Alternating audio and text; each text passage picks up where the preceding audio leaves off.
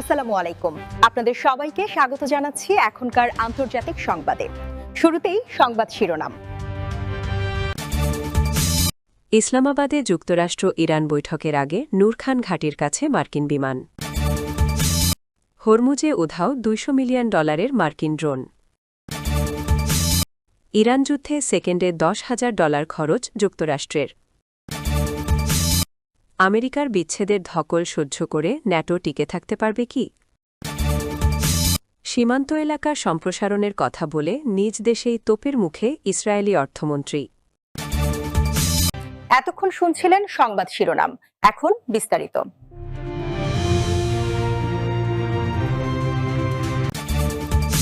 ইসলামাবাদে যুক্তরাষ্ট্র ও ইরানের বহুল আলোচিত শান্তি আলোচনা শুরুর আগে পাকিস্তানের নূর খান ঘাঁটির কাছে মার্কিন বিমান বাহিনীর একটি পরিবহন বিমান দেখা গেছে। এটা বৈঠক ঘিরে কূটনৈতিক তৎপরতা আরও জোরদার হওয়ার ইঙ্গিত। তবে আলোচনায় অংশ নিতে দুই পক্ষের প্রতিনিধি দল পৌঁছেছে কিনা সে বিষয়ে এখনও আনুষ্ঠানিক ঘোষণা আসেনি। খবরে বলা হয়েছে লেজে চার্লস্টন লেখা মার্কিন বিমান বাহিনীর একটি পরিবহন বিমান শুক্রবার পাকিস্তানের নূর খান ঘাঁটির দিকে এগিয়ে যেতে দেখা যায়। ইসলামাবাদ যখন ওয়াশিংটন ও তেহরানের মধ্যে উচ্চ পর্যায়ের শান্তি আলোচনা আয়োজনের প্রস্তুতি নিচ্ছে, তখন এই বিমান চলাচল বিশেষ গুরুত্ব পাচ্ছে। তবে বৈঠক নিয়ে এখনও অনিশ্চয়তা কাটেনি। প্রতিনিধি দলের আগমন সম্পর্কে কোনো আনুষ্ঠানিক ঘোষণা না আসায় আলোচনা শুরু নিয়ে ধোঁয়াশা রয়েছে। একই সঙ্গে দুই পক্ষই একে অপরের বিরুদ্ধে যুদ্ধবিরতি যথাযথভাবে বাস্তবায়ন না করার অভিযোগ তুলেছে। এ অবস্থায় পাকিস্তান উচ্চ ঝুঁকির এই বৈঠকের জন্য পূর্ণ প্রস্তুতি বজায় রেখেছে। সরকারি সূত্রগুলো জানিয়েছে আলোচনায় বেশ কয়েকটি স্পর্শপত বিষয় গুরুত্ব পাবে। এর মধ্যে রয়েছে ইরানের পারমাণবিক সমৃদ্ধকরণ কর্মসূচি এবং কৌশলগতভাবে গুরুত্বপূর্ণ হরমুজ প্রণালীতে বাণিজ্য ও জাহাজ চলাচলের অবাধ প্রবাহ নিশ্চিত করার বিষয়। ইসলামাবাদ জুড়ে নিরাপত্তা জোরদার করা হয়েছে।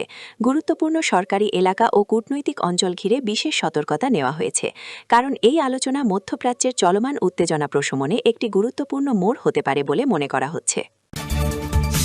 পারস্য উপসাগর ও ওমান উপসাগরের সংযোগস্থল হরমুজ প্রণালীর আকাশে যুক্তরাষ্ট্রের একটি অত্যাধুনিক নজরদারি ড্রোন নিখোঁজ হয়েছে। জরুরি সংকেত পাঠানোর কিছুক্ষণ পরই ড্রোনটির সঙ্গে নিয়ন্ত্রণ কক্ষের যোগাযোগ বিচ্ছিন্ন হয়ে যায়। নিখোঁজ ড্রোনটি মার্কিন নৌবাহিনীর MQ-4C ট্রাইটন, যার মূল্য প্রায় $200 মিলিয়ন। শুক্রবার ঘটনাটি ঘটে বলে বিভিন্ন আন্তর্জাতিক গণমাধ্যম জানিয়েছে। তথ্য অনুযায়ী ড্রোনটি টানা 3 ঘণ্টা নজরদারি শেষে ইটালির সিগোনেলা নৌঘাটিতে ফিরছিল। ফ্লাইট ট্র্যাকিং ওয়েবসাইটের তথ্য বলছে, নিখোঁজ হওয়ার আগে এটি ইরানের দিকে কিছুটা মোড় নেয় এবং জরুরি সংকেত কোড 7700 পাঠাতে শুরু করে। এরপর ড্রোনটি দ্রুত উচ্চতা হারাতে থাকে এবং এক পর্যায়ে রাডার থেকে সম্পূর্ণ অদৃশ্য হয়ে যায়। তবে এটি যান্ত্রিক ত্রুটিতে বিধ্বস্ত হয়েছে নাকি গুলি করে নামানো হয়েছে তা এখনও নিশ্চিত হওয়া যায়নি। উল্লেখ্য, 2 দিন আগে পাকিস্তানের মধ্যস্থতায় যুক্তরাষ্ট্র ও ইরানের মধ্যে 2 সপ্তাহের যুদ্ধবিরতি ঘোষণা করা হয়েছে। MQ-4C ট্রাইটন ড্রোনটি যুক্তরাষ্ট্রের সেন্ট্রাল কমান্ডের অধীনে উপসাগরীয় অঞ্চলে নজরদারি ছিল অত্যন্ত গুরুত্বপূর্ণ। এটি 50,000 ফুটের বেশি উচ্চতায় টানা 24 ঘণ্টারও বেশি সময় উড়তে সক্ষম। প্রায় 7,400 নটিক্যাল মাইল পাল্লার এই ড্রোন P-8A পসাইডন টহল বিমানে সহায়ক হিসেবে কাজ করে। 2025 সাল পর্যন্ত মার্কিন নৌবাহিনীর কাছে এ ধরনের 20টি ড্রোন ছিল এবং আরও 7টি কেনার পরিকল্পনা রয়েছে। নিখোঁজ হওয়ার এই ঘটনার মধ্যেই ইরান যুদ্ধ নিয়ে যুক্তরাষ্ট্রের ব্যয়ের বিষয়টিও আলোচনায় এসেছে। স্টকহোম ইন্টারন্যাশনাল পিস রিসার্চ ইনস্টিটিউটের তথ্য অনুযায়ী যুদ্ধে যুক্তরাষ্ট্র প্রতি সেকেন্ডে প্রায় 10,300 বারোয়া ব্যয় করছে। এর মধ্যে গোলাবারুদ ও ক্ষেপণাস্ত্রে প্রতিদিন প্রায় $320 মিলিয়ন, বিমান অভিযানে $245 মিলিয়ন, নৌ অভিযানে $155 মিলিয়ন, ক্ষেপণাস্ত্র প্রতিরক্ষায় $95 মিলিয়ন, গোয়েন্দা ও সাইবার কার্যক্রমে $45 মিলিয়ন এবং রসদ ও জনবলে $30 মিলিয়ন ব্যয় হয়েছে। ইরান যুদ্ধ ঘিরে যুক্তরাষ্ট্রের বিপুল ব্যয়ের চিত্র সামনে এসেছে। সাম্প্রতিক এক গবেষণায় দেখা গেছে, এই যুদ্ধে প্রতি সেকেন্ডে প্রায় $10,300 ব্যয় করেছে Washington. Stockholm international piece research ইনস্টিটিউটের তথ্য অনুযায়ী যুদ্ধের প্রথম 3 সপ্তাহে যুক্তরাষ্ট্রের মোট ব্যয় দাঁড়িয়েছে প্রায় $27.68 বিলিয়ন। প্রতিবেদন অনুযায়ী যুদ্ধবিরতির আগ পর্যন্ত প্রতিদিন গড়ে প্রায় $890 মিলিয়ন খরচ হয়েছে। এই ব্যয়ের বড় অংশ গেছে গোলাবারুদ, বিমান হামলা, নৌবাহিনী মোতায়েন এবং গোয়েন্দা কার্যক্রমে। এর মধ্যে গোলাবারুদ ও ক্ষেপণাস্ত্রে প্রতিদিন খরচ হয়েছে প্রায় $320 মিলিয়ন, যা মোট ব্যয়ের 36%। টমাহক ক্রুজ মিসাইল ও JDAM বোমার মতো নির্ভুল অস্ত্রে এই অর্থ ব্যয় হয়েছে। যুদ্ধের শুরু থেকে এখন পর্যন্ত 12 থেকে 15,000 গোলাবারুদ ব্যবহার করা হয়েছে, যার মধ্যে 1 থেকে 2,000 ছিল শক্তিশালী ক্ষেপণাস্ত্র। যুদ্ধবিমানের উড্ডয়ন, বোমা বর্ষণ ও নজরদারিতে প্রতিদিন খরচ হয়েছে $245 মিলিয়ন। নৌ অভিযানে বিমানবাহী রণতরী ও সাবমেরিন পরিচালনায় ব্যয় হয়েছে $155 মিলিয়ন। ক্ষেপণাস্ত্র প্রতিরক্ষা ব্যবস্থা থার্ড ও প্যাট্রিয়ট পরিচালনায় প্রতিদিন ব্যয় হয়েছে $95 মিলিয়ন। গোয়েন্দা কার্যক্রম, উপগ্রহ চিত্র ও সাইবার কার্যক্রমে খরচ হয়েছে $45 মিলিয়ন। এছাড়া রসদ ও জনবল খাতে প্রতিদিন ব্যয় হয়েছে $30 মিলিয়ন। ওয়াল স্ট্রিট জার্নাল জানিয়েছে, যুদ্ধের প্রথম 3 সপ্তাহেই সামরিক সরঞ্জাম ও অবকাঠামোগত ক্ষতির কারণে যুক্তরাষ্ট্র 1.4 থেকে $2.9 বিলিয়ন সম্পদ হারিয়েছে। এই ঘাটতি পূরণে পেন্টাগন অতিরিক্ত $200 বিলিয়ন বিশেষ বাজেট চেয়েছে। এদিকে যুদ্ধের ক্রমবর্ধমান ব্যয় বিবেচনায় 2027 অর্থবর্ষের জন্য $1.5 ট্রিলিয়ন প্রতিরক্ষা বাজেটের প্রস্তাব দিয়েছেন প্রেসিডেন্ট ডোনাল্ড ট্রাম্প, যা দ্বিতীয় বিশ্বযুদ্ধের পর সর্বোচ্চ বলে উল্লেখ করা হয়েছে। মার্কিন প্রেসিডেন্ট ডোনাল্ড ট্রাম্পের ন্যাটো জোটের প্রতি বিরাগভাজন মনোভাব নতুন কিছু নয়। ডেনমার্কের কাছ থেকে গ্রিনল্যান্ড দখলের চেষ্টা থেকে শুরু করে প্রতিরক্ষা খাতে ইউরোপীয় দেশগুলোর পর্যাপ্ত ব্যয় না করার প্রশ্নে একাধিকবার সরব হয়েছেন তিনি। তবে সম্প্রতি ইরানের যুদ্ধকে কেন্দ্র করে এই উত্তর আটলান্টিক জোটের চিরধরা সম্পর্ক এক অভূতপূর্ব সংকটের মুখোমুখি হয়েছে। ন্যাটোর অনেক মিত্রদেশ ইরানের বিরুদ্ধে ট্রাম্পের সরাসরি যুদ্ধে জড়ানোর নীতিকে সমর্থন না করায় ওয়াশিংটন ও ব্রাসেলসের মধ্যে এখন প্রকাশ্য বিরোধ চলছে। ইরান যুদ্ধে ইউরোপীয় দেশগুলোর সমর্থন না দেওয়াকে ট্রাম্প জোটের প্রায় এক অমোচনীয় কলঙ্ক হিসেবে অভিহিত করেছেন। পাল্টা প্রতিক্রিয়ায় জার্মান চ্যান্সেলর ওলাফ শলসের উত্তরসূরি ফ্রিডরিক মার্জ এই সংঘাতকে আটলান্টিক সম্পর্কের জন্য একটি চরম পরীক্ষা বলে বর্ণনা করেছেন। রাজনৈতিক বিশ্লেষকদের মতে, আমেরিকা যদি শেষ পর্যন্ত ন্যাটোর সংহতি থেকে নিজেকে সরিয়ে নেয়, তবে দশকের পর দশক টিকে থাকা এই সামরিক জোটের অস্তিত্ব হুমকির মুখে পড়বে। বর্তমানে ন্যাটো যে ধরনের অভ্যন্তরীণ ভাঙনের সামনে দাঁড়িয়ে আছে, তা এর আগে কখনো দেখা যায়নি বলে মনে করছেন জিম টাউনসেন্ডের মতো আন্তর্জাতিক সম্পর্ক বিশেষজ্ঞরা। আইনগতভাবে ট্রাম্পের পক্ষে একক সিদ্ধান্তে ন্যাটোর সদস্যপদ ত্যাগ করা বেশ জটিল। মার্কিন সেনেটের 2/3 সদস্যের সমর্থন বা কংগ্রেসের বিশেষ আইন ছাড়া কোনো প্রেসিডেন্টের পক্ষে ন্যাটো থেকে আনুষ্ঠানিকভাবে বেরিয়ে যাওয়া সম্ভব নয়।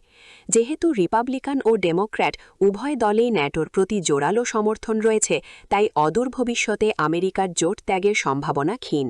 তবে বিশেষজ্ঞরা সতর্ক করে বলছেন, আনুষ্ঠানিকভাবে জোট না ছাড়লেও ট্রাম্প অন্য উপায়ে ন্যাটোর মেরুদণ্ড ভেঙে দিতে পারেন, যা জোটের কার্যকারিতা নষ্ট করার জন্য যথেষ্ট। উত্তর আটলান্টিক চুক্তির অনুচ্ছেদ 5 অনুযায়ী কোনো সদস্য দেশ আক্রান্ত হলে অন্য দেশগুলোর এগিয়ে আসার কথা থাকলেও সেখানে সামরিক সহায়তার বিষয়টি বাধ্যতামূলক নয়। ফলে ট্রাম্প যদি ইউরোপকে সুরক্ষার কোনো নিশ্চয়তা না দেন, তবে মিত্রদের মধ্যে চরম অবিশ্বাস ও নিরাপত্তাহীনতা তৈরি হবে। ওয়াল স্ট্রিট জার্নালের সাম্প্রতিক এক প্রতিবেদন অনুযায়ী, ইরান যুদ্ধে যেসব দেশ আমেরিকার কথা শোনেনি, সেখান থেকে মার্কিন ঘাঁটিগুলো সরিয়ে বন্ধুসুলভ দেশগুলোতে নিয়ে যাওয়ার পরিকল্পনা করছেন ট্রাম্প। বর্তমানে ইউরোপ জুড়ে ছড়িয়ে থাকা প্রায় 84,000 মার্কিন সেনাকে প্রত্যাহার করে নেওয়া হলে ন্যাটোর সামরিক শক্তি কার্যত অকেজো হয়ে পড়বে। ইউক্রেনে রাশিয়ার আক্রমণের পর ইউরোপের দেশগুলো তাদের নিজস্ব প্রতিরক্ষা ব্যবস্থার দুর্বলতা সম্পর্কে সচেতন হয়েছে। এর ফলে 2020 থেকে 2025 সালের মধ্যে ইউরোপীয় দেশগুলোর প্রতিরক্ষা বাজেট 62% বেশি বৃদ্ধি পেয়েছে। কিন্তু তারপরেও উন্নত গোয়েন্দা তথ্য, স্যাটেলাইট সক্ষমতা এবং দূরপাল্লার ক্ষেপণাস্ত্র প্রযুক্তির জন্য ইউরোপকে এখনও আমেরিকার ওপর পুরোপুরি নির্ভর করতে হচ্ছে।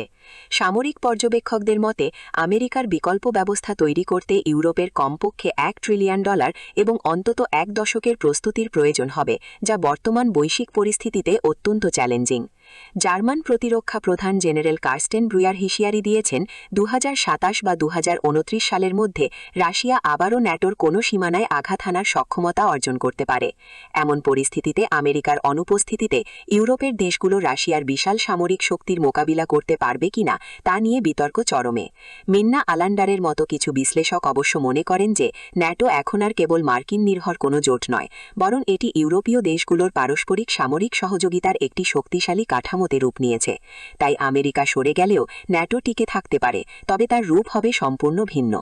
ন্যাটোর গুরুত্ব নিয়ে আলোচনার সময় একটি বড় অংশ মনে করে এটি কেবল ইউরোপকে রাশিয়ার হাত থেকে রক্ষা করার জন্য ওয়াশিংটনের একটি মহানুভবতা। কিন্তু ইতিহাস বলছে ভিন্ন কথা। 9/11 হামলার পর যখন ন্যাটোর অনুচ্ছেদ 5 প্রথমবারের মতো কার্যকর করা হয়েছিল, তখন ইউরোপের দেশগুলোই আমেরিকার সমর্থনে আফগানিস্তানে সেনা পাঠিয়েছিল। সেখানে যুক্তরাজ্যের 500 এবং অন্যান্য ইউরোপীয় দেশের কয়েকশো সেনা আমেরিকার স্বার্থ রক্ষা করতে গিয়ে প্রাণ হারিয়েছেন। এমনকি বর্তমান ইরান যুদ্ধের সময়ও ইউরোপের ঘাঁটিগুলোকে মার্কিন সামরিক বাহিনী তাদের রসদ ও কৌশলগত প্রয়োজনে ব্যবহার করছে, যা ট্রাম্প প্রশাসন প্রায়ই উপেক্ষা করে থাকে। পরিশেষে বলা যায়, ন্যাটোর ভবিষ্যৎ এখন এক বিশাল অনিশ্চয়তার মধ্য দিয়ে যাচ্ছে। ইউরোপীয় দেশগুলো তাদের প্রতিরক্ষা সক্ষমতা বাড়াতে বিনিয়োগ বাড়ালেও আমেরিকার সামরিক ও রাজনৈতিক ছায়া ছাড়া তারা কতটা সফল হবে তা নিয়ে সংশয় থেকেই যায়। অন্যদিকে আমেরিকার জন্য ন্যাটোকে পুরোপুরি অস্বীকার করা কৌশলগতভাবে আত্মঘাতী হতে পারে। যদি উভয় পক্ষ নিজ নিজ স্বার্থ ও জেদ বজায় রাখে, তবে 1949 সালে প্রতিষ্ঠিত এই ঐতিহাসিক সামরিক জোট অচিরেই তার জৌলুস হারিয়ে ইতিহাসের পাতায় কেবল একটি ব্যর্থ চুক্তি হিসেবে চিহ্নিত হবার ঝুঁকিতে পড়বে।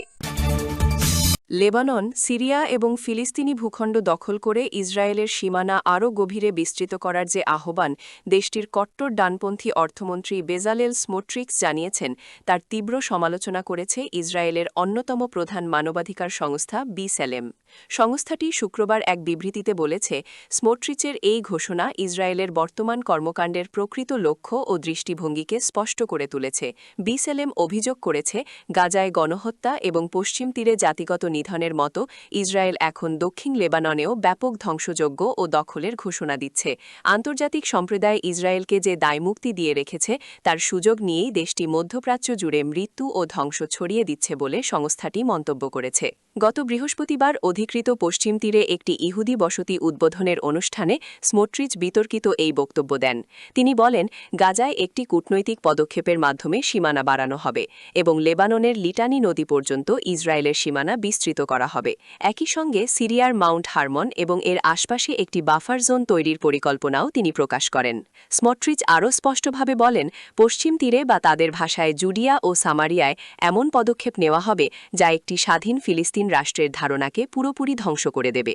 ইসরায়েলি সরকারের নিরাপত্তা ক্যাবিনেটের সদস্য হিসেবে স্মোট্রিচ অত্যন্ত প্রভাবশালী হলেও তার এই সীমানা সম্প্রসারণের পরিকল্পনা এখন পর্যন্ত আনুষ্ঠানিকভাবে অনুমোদিত হয়নি। স্মোট্রিচের এই মন্তব্যের প্রেক্ষিতে হামাস এক প্রতিক্রিয়ায় জানিয়েছে, এই ধরনের ঘোষণা গত অক্টোবরে স্বাক্ষরিত যুদ্ধবিরতি চুক্তিকে চরমভাবে ক্ষতিগ্রস্ত করবে। এদিকে ইসরায়েলের আভ্যন্তরীণ রাজনীতিতে স্মোট্রিচ বর্তমানে চাপের মুখে রয়েছেন। জনমত জরিপ অনুযায়ী চলতি বছর অনুষ্ঠিত হতে যাওয়া নির্বাচনে তার দল সংসদ থেকে ছিটকে পড়ার ঝুঁকিতে রয়েছে। রাজনৈতিক বিশ্লেষকদের মতে, আন্তর্জাতিক মহলে এমন সম্প্রসারণবাদী পদক্ষেপ বড় ধরনের বিরূপ প্রতিক্রিয়া সৃষ্টি করতে পারে, যা ইসরায়েলের কূটনৈতিক সম্পর্ককে আরও জটিল করে তুলবে।